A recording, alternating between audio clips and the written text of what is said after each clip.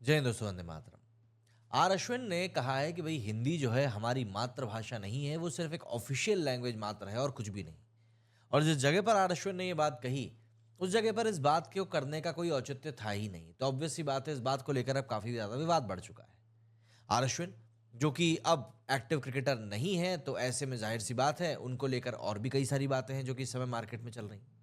तो चलिए जरा समझते हैं उनके बारे में, ये सब चीजें क्या चल रही हैं और क्या कुछ बात है जो निकल कर फिलहाल के लिए सामने आई है। भारतीय क्रिकेट टीम को ऑस्ट्रेलिया के खिलाफ 5 मैचों की टेस्ट सीरीज में 1-3 से हार का सामना करना पड़ा था। इस हार के चलते भारतीय टीम ने 10 साल बाद बॉर्डर गावस्कर ट्रॉफी भी गंवा दी।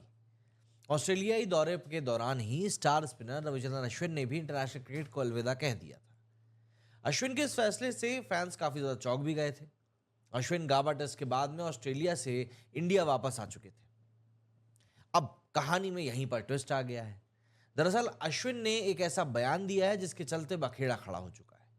अश्विन ने चेन्नई में एक इंजीनियरिंग कॉलेज के प्रोग्राम में स्टूडेंट्स को संबोधित करते हुए कहा कि हिंदी भारत की राष्ट्रभाषा नहीं है। अश्विन के इस बयान से भाषा पर एक बार फिर से बहस छिड़ चुकी है।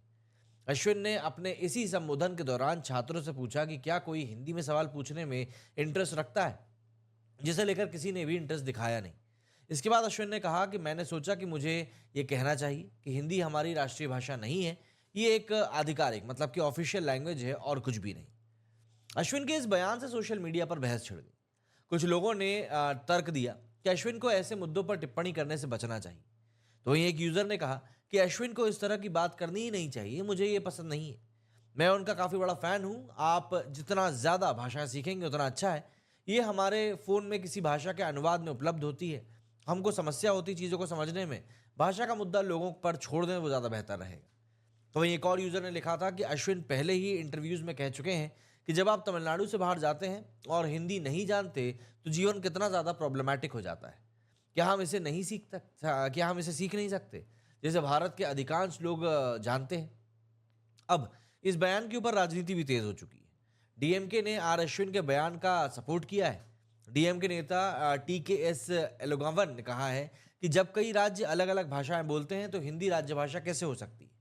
हालांकि भारतीय जनता पार्टी ने अपील करी है कि भाषा पर फिर से बहस ना ही शुरू हो तो बेहतर रहेगा। भाजपा नेता उमा आनंदन ने कहा कि डीएमके की ओर से इसकी सराहना करना कहीं से कहीं तक भी चौंकाने वाली बात नहीं है। मैं उनसे पूछना चाहता हूं कि अश्विन राष्ट्रीय क्रिकेटर हैं या फिर तमिलनाडु के क्रिकेटर हैं। 1930-40 के दशक में तमिलनाडु में स्कूलों में हिंदी को एक कंपलसरी भाषा के रूप में लागू करने का काफी विरोध हुआ था।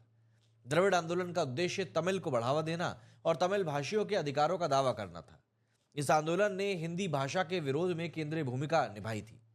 द्रविड़ राजनीतिक दल जैसे कि डीएमके, एआईडीएमके लंबे समय से हिंदी के बजाय तमिल के इस्तेमाल की वकालत करते रहे हैं। उनका तर्क रहा है कि हिंदी को बढ़ावा देने से तमिल जैसी क्षेत्रीय भाषा की स्थानीय पहचान हाशिए पर जा सकती है। पर सवाल यही है, क्या हिंदी वाकई में राष्ट्रभाषा है या राजभाषा है? आपको बता दूं कि हिंदी को राजभाषा का दर्जा 14 सितंबर 1949 को मिला था। इसके बाद 1953 से राजभाषा प्रचार समिति द्वारा इस साल हर साल 14 सितंबर को हिंदी दिवस का आयोजन किया जाता है। अपनी विभिन्नताओं के चलते भारत की कोई राष्ट्रभाषा नहीं है, मगर सरकारी दफ्तरों में कामकाज के लिए एक भाषाई आधार बनाने के लिए हिंदी को राजभाषा का दर्जा दिया गया था।